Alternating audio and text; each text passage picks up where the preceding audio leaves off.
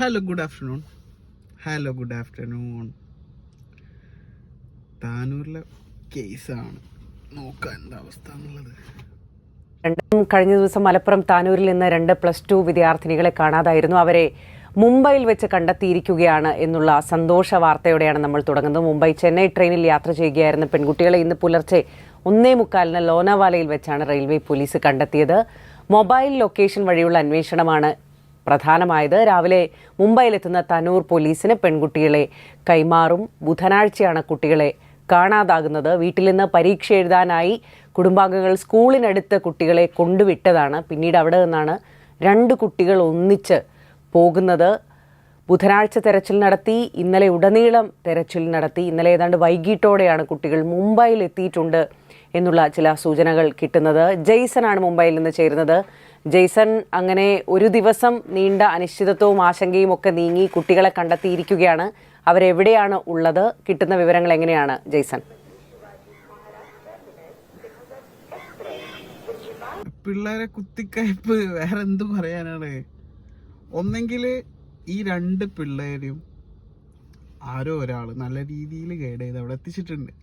അത് എന്തുദ്ദേശത്തിനാണെന്നുള്ളത് കറക്റ്റായിട്ട് ആ കുട്ടികളോട് ചോദിച്ച്, എന്തായാലും ചോദിച്ചു കഴിഞ്ഞാൽ പറയൂല, വേറെ ഏതെങ്കിലും രീതിയിൽ അവരോട് ചോദിച്ച് എന്താണോ അവർ ഉദ്ദേശിച്ചത്. അവിടെ ഒരാൾ 2 പിള്ളേർ ലൈക്ക് അവർ ഹെയറും കാര്യങ്ങളല്ലേ കംപ്ലീറ്റ്ലി അവർ ഫിഗർ ഔട്ട് തന്നെ കംപ്ലീറ്റ് ചേഞ്ച് ചെയ്തിട്ട് അവിടെ എത്താനുള്ളത്.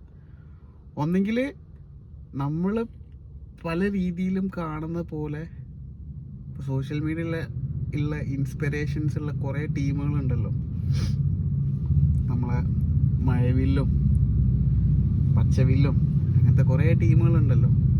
സോ അങ്ങനത്തെ ഏതെങ്കിലും ടൈപ്പ് ടീമുകളെ കണ്ടിട്ടായിരിക്കാം ഈ കുട്ടികൾക്ക് ഇൻസ്പിറേഷൻ വന്നത്.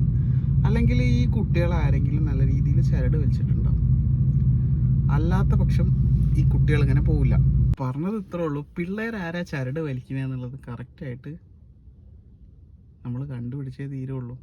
ചില മേ ബി ശരിയായിരിക്കാം, തെറ്റായിരിക്കാം. ഇതിൻ്റെ കൂടെ അതായത് പിള്ളേരെ ചരട് വലിച്ച് ലൈക്ക് നിങ്ങൾക്ക് നിങ്ങളതായിട്ടുള്ള കുറച്ച് ഫ്രീഡം കാര്യങ്ങളും കിട്ടിക്കൊണ്ടെന്ന് പറഞ്ഞിട്ട് വേറെ ആരെങ്കിലും ചരട് വലിക്കുന്നുണ്ടാവും. അല്ലെങ്കിൽ വേറെ ആരെയും കണ്ട് ഇൻസ്പയർഡ് ആയിട്ടുണ്ടാവും. അല്ലാത്ത പക്ഷം പിള്ളേർ പോവില്ല.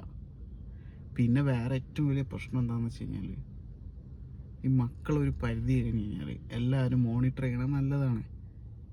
ഇപ്പോഴത്തെ പെൺകുട്ടി ആയിക്കോട്ടെ ആൺകുട്ടി ആയിക്കോട്ടെ, ഈ പിള്ളേർ സൊസൈറ്റിക്ക് അനുസരിച്ചിട്ട് ഇപ്പോൾ അവർക്ക് എന്ത് സൊസൈറ്റി അങ്ങനത്തെ നമ്മൾ പറയില്ലേ, സൊസൈറ്റി ഒരു ആണെന്നുള്ളത് ആ ഒരു മൈൻഡിലാണ്. പക്ഷേ നമ്മളെല്ലാവരും ജീവിക്കുന്നതും നിൽക്കുന്നതും ഇന്ത്യയിലാണെന്നുള്ള കാര്യം ആലോചിക്കണം. ഇന്ത്യ പോട്ടെ, നമ്മൾ കേരളത്തിലാണ് നിൽക്കുന്നത്. അപ്പം നമുക്ക് നമ്മളതായിട്ടുള്ള തനിമകളും അതും ഇതെന്നൊക്കെ പറയുമ്പോൾ തന്തവൈഭാവം എന്നുള്ളത് അറിയാം. എന്നാലും പറയാണ്, കുറച്ച് കാര്യങ്ങളുണ്ട്. ആ കാര്യങ്ങൾ നമ്മൾ തന്നെ നോക്കിയും കണ്ടും ചെയ്തിട്ടില്ലെങ്കിൽ നാളെ വീട്ടിലൊരു പ്രശ്നം വരുമ്പോഴേ നമ്മളത് പഠിക്കുകയുള്ളൂ. അല്ലാതെ മറ്റവൻ്റെ വീട്ടിൽ നിന്ന് കുട്ടികൾ പോയി ഇവൻ്റെ വീട്ടിൽ നിന്ന് കുട്ടികൾ പോയി എന്ന് പറഞ്ഞിട്ട് കാര്യമില്ല.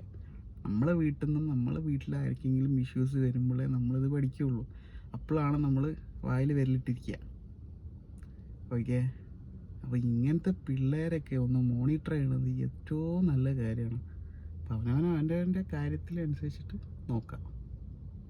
ഓക്കെ, അപ്പോൾ ബൈ.